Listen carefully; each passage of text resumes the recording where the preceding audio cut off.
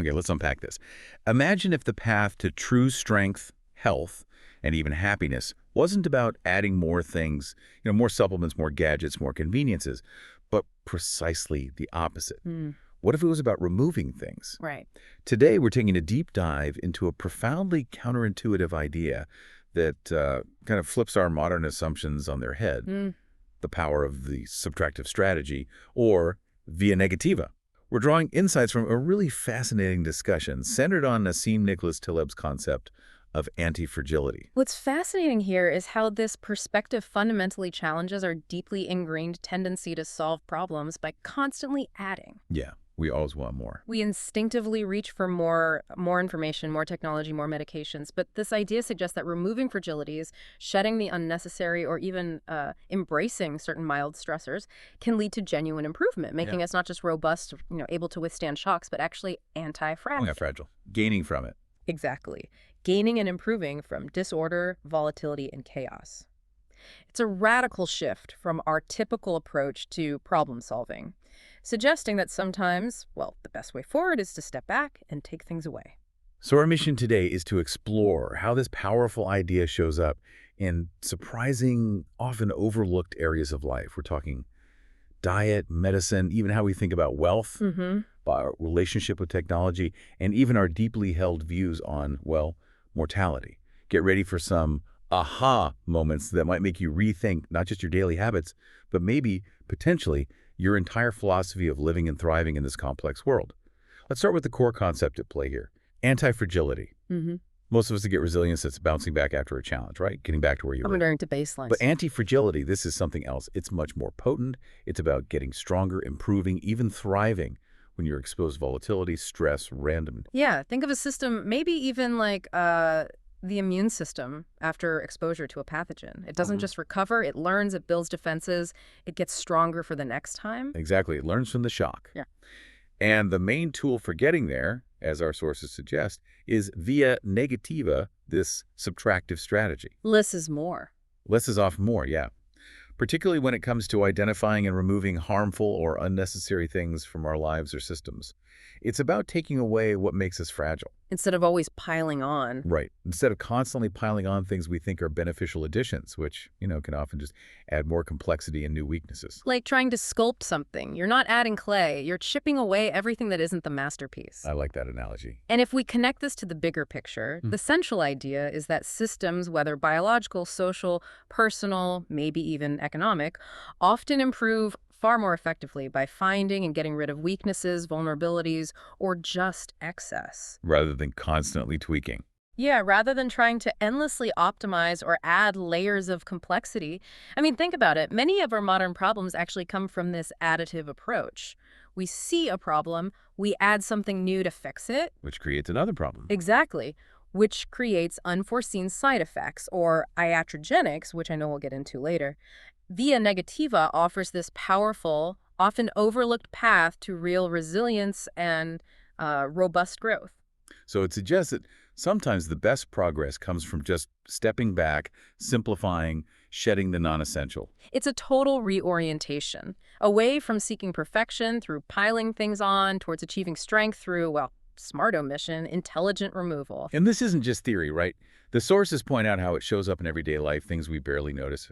Take food, for example. Mm-hmm. We've all had that experience where a meal, even a simple one, just tastes unbelievably good, way better than usual. Oh, definitely. After a long hike or something. Right. The sources say exactly that. Food tastes significantly better after exertion. They give this really vivid picture.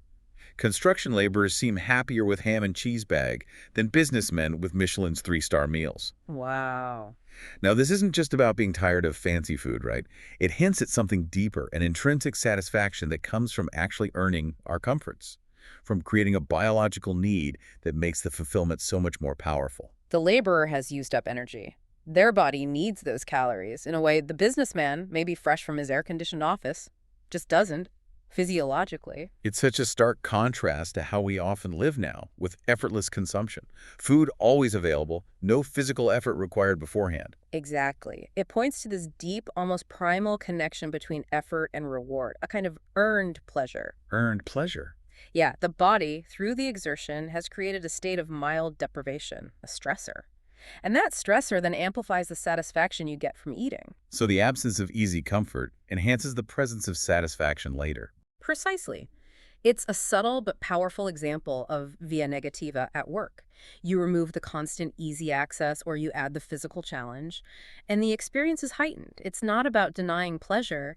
It's about understanding that real pleasure, real satisfaction, is often richer because of the mild stressor that came before it. And it's not just food. The sources also touch on something interesting about romance and wealth. They note that romance had a strange relation to wealth, and that anything that softens or mollifies was seen negatively. That's intriguing. What does that suggest? Well, it sounds like it's not just about being puritanical. It suggests maybe a historical appreciation for a certain ruggedness, resilience, maybe even shared hardship as important for building deep relationships. As opposed to just endless comfort and indulgence. Right. It implies that real, strong connections might actually be fostered in environments that don't try to smooth over every single difficulty or vulnerability. Think about shared challenges, how they can strengthen bonds. Yeah, or appreciating someone's character when things aren't easy, when comfort isn't there to paper over the cracks. Exactly. Indeed, it speaks to this deep cultural understanding that maybe too much ease, too much softening can paradoxically weaken character, and by extension, weaken the very qualities that make relationships robust and lasting. Like grit.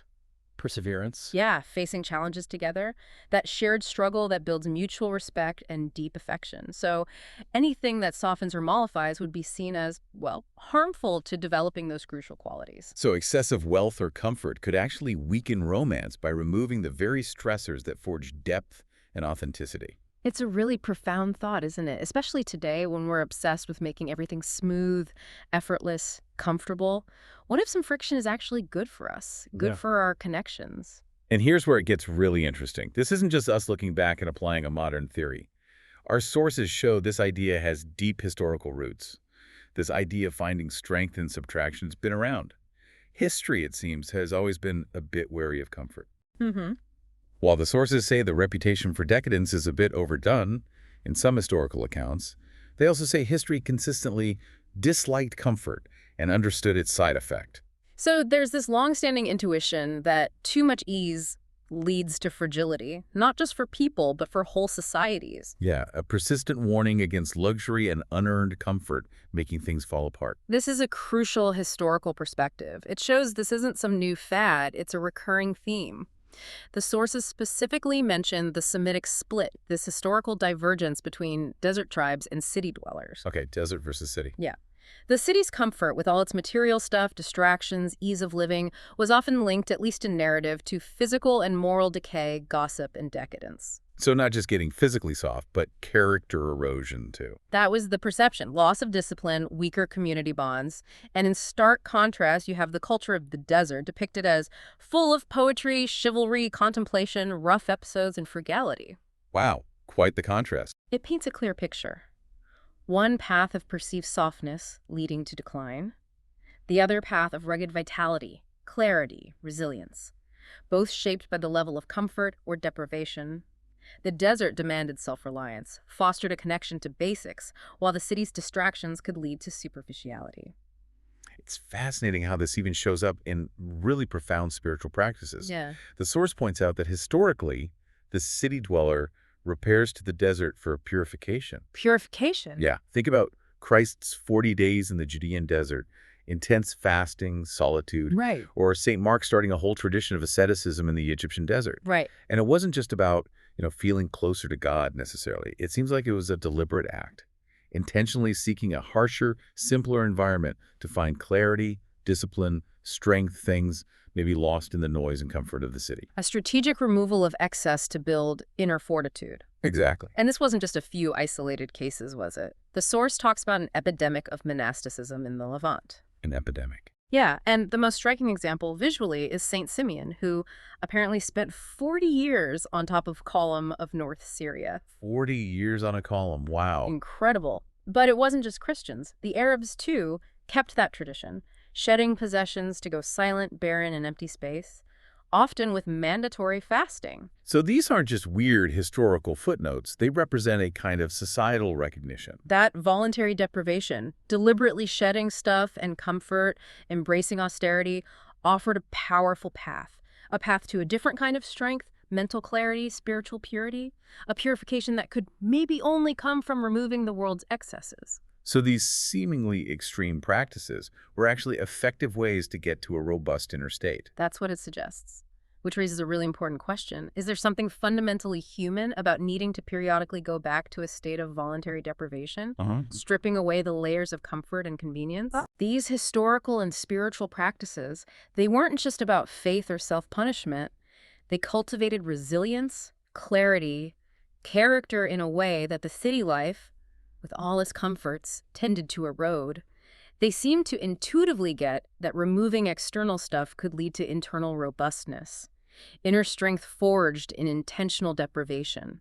What can we learn from that today in our hyper-connected, comfort-obsessed world? Right. So if the ancients intuitively got the benefits of shedding stuff and embracing hardship, how does that square with our modern approach to health, where we just seem to layer on more and more interventions, supplements, treatments, gadgets? It seems we've totally lost that intuition, haven't we? And maybe actively gone the other way. Yeah. And this brings us to a really critical concept from the sources, the iatrogenics of modernity. Iatrogenics, harm caused by the treatment itself. Exactly. Harm caused by the healer, by the intervention. And our sources highlight something startling, that medical harm is often the result of wealth and sophistication rather than poverty, artlessness. Wow, so it's not lack of knowledge, but It's often a product of partial knowledge rather than ignorance. A stark warning, really. Our well-intentioned advances, especially in complex fields like medicine, can inadvertently create new, sometimes worse, problems, especially when we intervene without fully understanding all the interconnected parts. fixing one thing breaks another. Precisely. We focus on one variable, only to find we've destabilized the whole system. And it's not just big medical procedures, is it? The source boldly states that money has its own iatrogenics. Now that's provocative. Isn't it? The idea that taking away someone's fortune could actually simplify their lives and bring great benefits in the form of healthy stressors. Healthy stressors. Imagine that.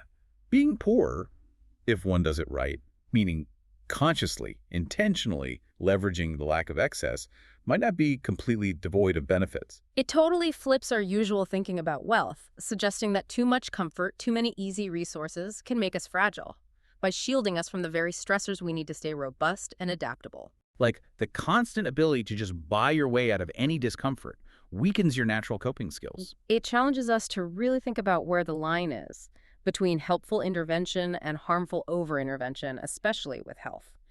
The wisdom here suggests that sometimes doing nothing, letting nature take its course, especially in mild cases, or when the body can heal itself, might actually be the best path. Like, don't just do something, stand there. Kind of, yeah. Religion, for instance, the source says, can protect us from scientism and often limits this intervention bias. How so? Well, it can offer a beneficial path in marginal diseases or mild discomfort, where the risk of iatrogenics, the risk of harm from treatment, exceeds the benefit of cure. Ah, okay, so when the cure might be worse than the disease. Exactly. It highlights that sometimes a non-interventional approach, maybe even traditional or spiritual, might be better when the potential for harm from stepping in genuinely outweighs the potential good. That's a critical thought in our often over-medicalized world, discerning when to act and when to hold back. And this isn't just some modern anti-doctor sentiment. It goes way back. The source mentions ancient inscriptions like, "Apollo saved me. My doctor tried to kill me." Seriously? Yeah, where patients would apparently bequeath his fortune to the temple after the gods succeeded where doctors failed. It shows this deep, intuitive understanding of the limits of intervention. A recognition that sometimes you just have to step back, trust the body's wisdom, let nature work. That skepticism wasn't irrational, it came from seeing treatments that were often worse than the illness. So while the sources aren't saying let's go back to living in caves, obviously modern civilization is crucial for things like the legal system and emergency room surgery. Essential things, yeah. They are inviting us to imagine how, by the subtractive perspective via negativa, we can be better off by getting tougher. Getting tougher. Yeah, figuring out which modern comforts really help us and which ones are subtly making us weak, dependent, fragile.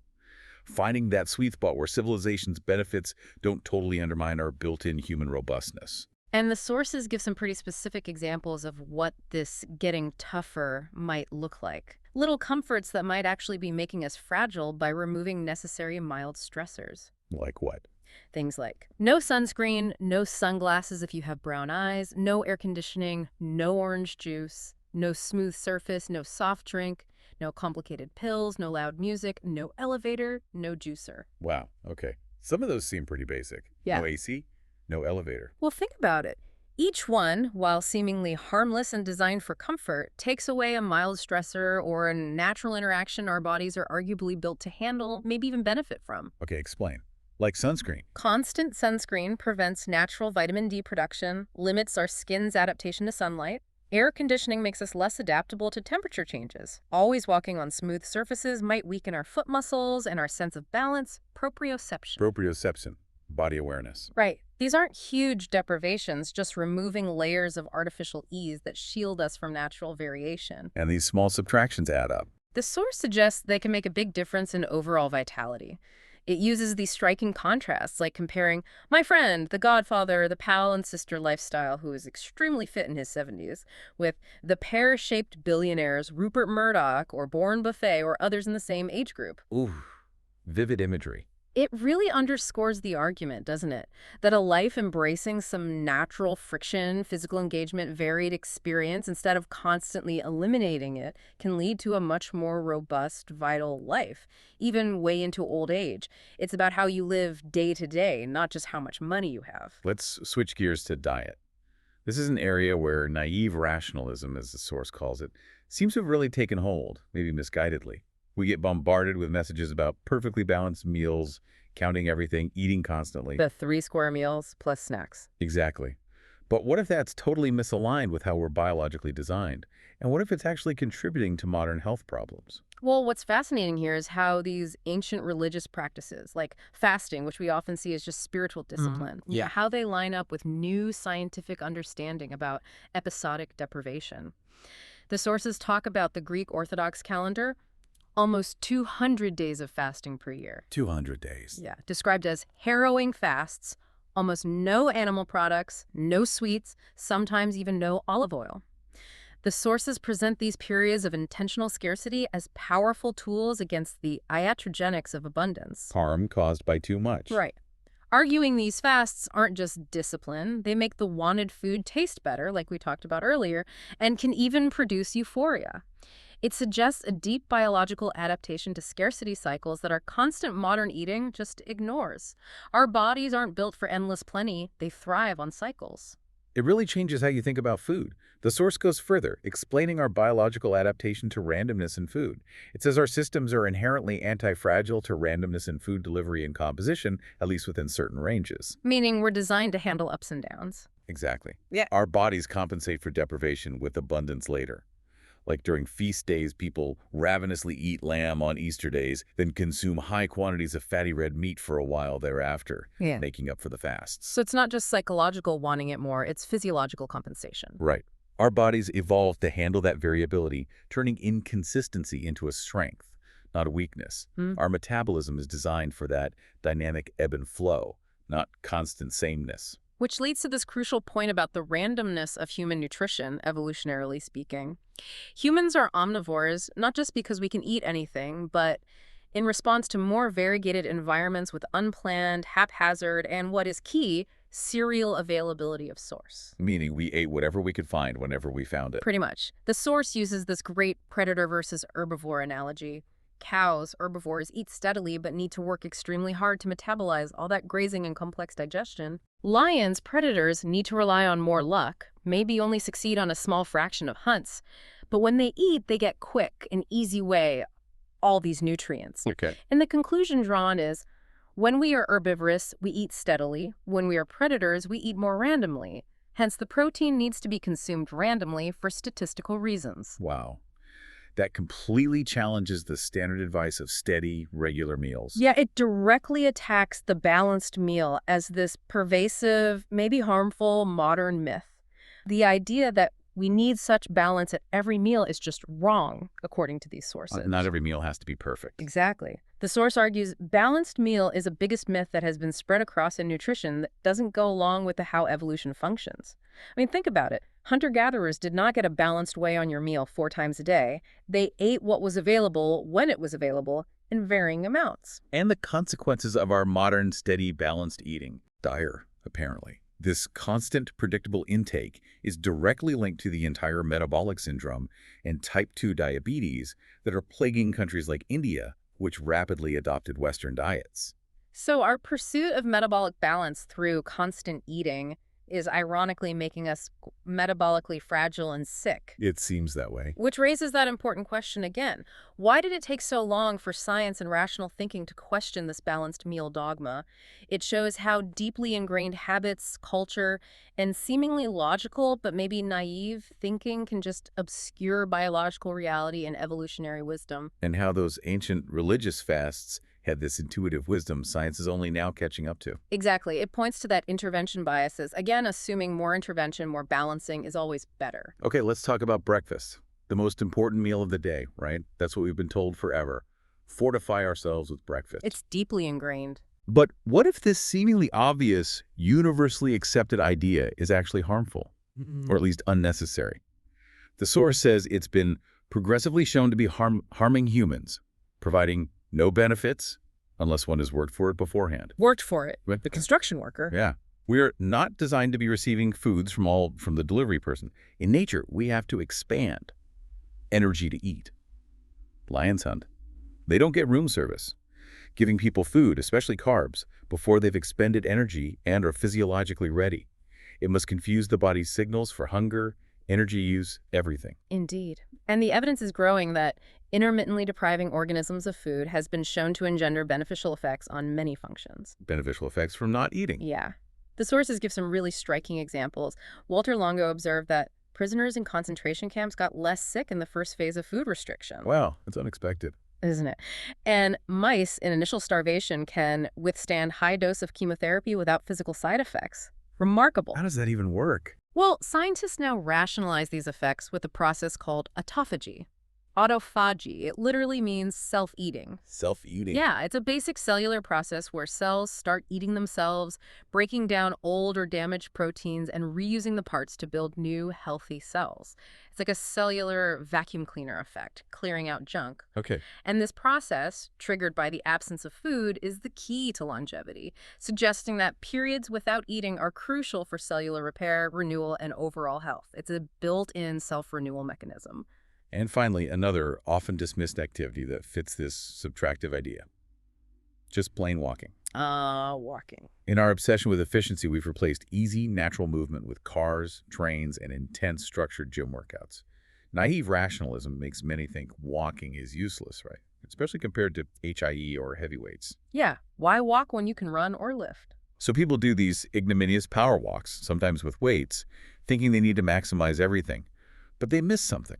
The source speculates that walking effortlessly at a pace below the stress level can have some benefits. Or, I speculate, is necessary for humans, perhaps as necessary as sleep. As necessary as sleep, wow. It points to a fundamental biological, maybe even cognitive need that modern life has just subtracted. Our ancestors, until the advent of automobiles, spent much of that time walking around. So it's not just exercise. It might be essential for well-being, like maintaining not just physical health, but cognitive, emotional, creative health too. That's the suggestion. That unhurried, unstressed movement allows for a different kind of thinking. Quiet contemplation, letting the mind wander, connect ideas, process things without constant bombardment. The simple rhythm of walking, without a huge effort or goal, could be one of the most powerful, overlooked subtractive strategies for clarity and maintenance. Removing the complexity in movement allows for a deeper connection with ourselves and our surroundings. So, if getting tougher and subtracting comforts helps our health, what does this subtractive lens tell us about something like wealth? And even mortality? Applying via negativa here seems pretty liberating. The sources offer this radically different, largely subtractive definition of true wealth. It moves away from just piling up stuff or money. Okay, what is it then? If true wealth consists in worryless sleeping, clear conscience, reciprocal gratitude, absence of envy, good appetite, muscle strength, physical energy, frequent laughs, no meal alone, no gym class, some physical labor, good bowel movements, no meeting rooms and periodical surprises, then Then it's mostly about removing things. exactly. Worryless sleeping, removing anxiety, clear conscience, removing guilt, absence of envy, shedding comparison, no meeting rooms, eliminating bureaucratic friction. It totally challenges our usual idea that wealth is about what you get. Right. It suggests happiness, richness, isn't found mainly in acquiring more, but in what you shed. Shedding worries, envy, unnecessary obligations, embracing simple, fundamental, often physical parts of being human, removing the noise to focus on core well-being. And this leads to what the sources call the Zeta level. What's that? It's not an ancient term, more like a concept Taleb uses. It describes reaching a foundational state where you've cleared away the obvious fragilities and unnecessary complexities. You've subtracted down to the essentials. So it's reaching a point where You have to start removing things from your life in order to be more happier. And maybe that is the definition of true wealth. Who knows? It implies real flourishing starts when you subtract everything that doesn't truly serve you, leaving only what's essential and enriching. Which leads us to maybe the most profound, most challenging idea today, our relationship with death. We have this modern illusion, don't we, that we should live as long as we can, as if we were each to each the end product. This very individualistic view. Yeah, the idea of me as a unit can be traced to the Enlightenment. Very self-centered, really. Maximize personal lifespan, whatever the cost, regardless of bigger implications, seeing ourselves as the ultimate, irreplaceable point of it all. But that wasn't always the way people thought, was it? For the ancients, the sources say, the worst possible outcome was not death, but dishonorable death, or even just a regular one for a classical hero. A hero's death had purpose, glory was remembered. As opposed to Dying in a retirement home with a rude nurse and network of tubes coming into and out of your nose, which would not be attractive to them. It lacked meaning, contribution. It shows a huge cultural difference. So before the Enlightenment, We were a part of pre-collective and future progeny, both present and the future. The individual life wasn't seen in isolation. It was fundamentally tied to the collective, part of a larger story, with duties to ancestors and descendants. Death wasn't the end of meaning, just a transition in a continuous flow. and this collective focus shaped everything, didn't it? Individual purpose, society. The sources say tribes exploited the fragility of individuals to strengthen themselves. Exploited fragility. How? People would engage in sacrifices, sought martyrdom, died for the group, and derived pride from doing so. They worked hard for future generations. Individual mortality wasn't something to just avoid. It was necessary for the community's vitality, its anti-fragility. Even the species. Which is such a stark contrast to today's economic system, described as loading future generations with public governmental debt, causing depletion of resources and environmental blight to satisfy the requirement of the security analysts and banking establishments. Wow, that's a powerful criticism. Prioritizing present comfort and individual gain over the collective's long-term health, the planet's health. It brings us to this fundamental biological truth that perfectly captures the anti-fragility idea. While the gene is anti-fragile sensitive information, the carrier of the gene is fragile needs to be so for the gene to get stronger. Okay, break that down. Our individual mortality, our fragility as carriers, is precisely what allows the genetic information the species to adapt, evolve, become anti-fragile. New generations bring new adaptations, responses to new stressors. Our expiration dates aren't a bug. They're a feature of an anti-fragile system. So we live to produce information, improve on it, like Nietzsche's idea of either children or books. Exactly. Both are information that carries through the centuries. Our legacy, biological or intellectual, is what carries forward, ensuring the anti-fragility of human knowledge and existence. Which raises that critical question again. If individual mortality is necessary for the species' anti-fragility, what does that say about our modern obsession with individual immortality? That maybe it's deeply counterproductive, Okay. working against the very mechanisms that let life thrive. That's the implication. The sources express deep disgust at attempts to use science in a post-religious world to achieve immortality, and these singularity thinkers who believe in humans' potential to live forever. Seeing it as the ultimate additive strategy gone wrong. Right. The anti-me, as the source calls this type, tries to live forever by popping close to 200 pills a day, constantly intervening, optimizing, creating huge fragility and dependence. It's contrasted sharply with the subtractive approach, a fundamental philosophical divide. Embrace natural cycles or try to constantly override them. So it's about accepting our essential but temporary role in the bigger picture. The core, maybe liberating idea here is that the anti-fragility of our systems comes from the mortality of its components, and I am part of the larger population called humans. Mm. The source says, I am here to die a heroic death for the sake of the collective to produce offspring or eventually books, any information that is my genes. The fragile individual part of us should be the one seeking mortality, not me, meaning our individual ego should embrace the end to make room for others. That's a powerful reframe, shifting focus from a frantic individual chase for endless, maybe meaningless life. To a purposeful embrace of our finite but vital contribution to the ongoing anti-fragile journey of humanity and knowledge. So what does this all mean for you listening right now? We've taken a deep dive into this surprisingly powerful idea that sometimes less really is more. That fragility in some areas, especially individually, can lead to amazing anti-fragility overall. Yeah, from ancient wisdom to modern biology, the theme holds. Removing the unnecessary, the comforts that soften us, the over-interventions, it often leads to greater strength, clarity, real well-being. It's such a radical shift from the more is better way we usually live. And if we connect this to the bigger picture, these insights invite us all to critically re-examine our modern comforts, our constant urge to intervene in our bodies and lives, and even how we define a rich, meaningful, robust life. It's about maybe aligning ourselves more with that fundamental biological and historical wisdom. True strength doesn't come from insulating ourselves from all stress. But from embracing a certain level of natural friction, thoughtful deprivation, and trusting our inherent anti-fragility to work. It's about figuring out what to keep, and maybe more importantly, what to bravely let go of. So consider what you might gain by subtracting instead of always adding. What comforts might be subtly making you fragile? What parts of your life could actually benefit from a little more randomness, a bit less artificial balance, or maybe a bit more intentional struggle? This is a thought that could radically redefine your approach to health, wealth, purpose. So we encourage you to ponder. What small, seemingly insignificant thing could you remove from your life this week to make yourself truly anti-fragile and perhaps truly free?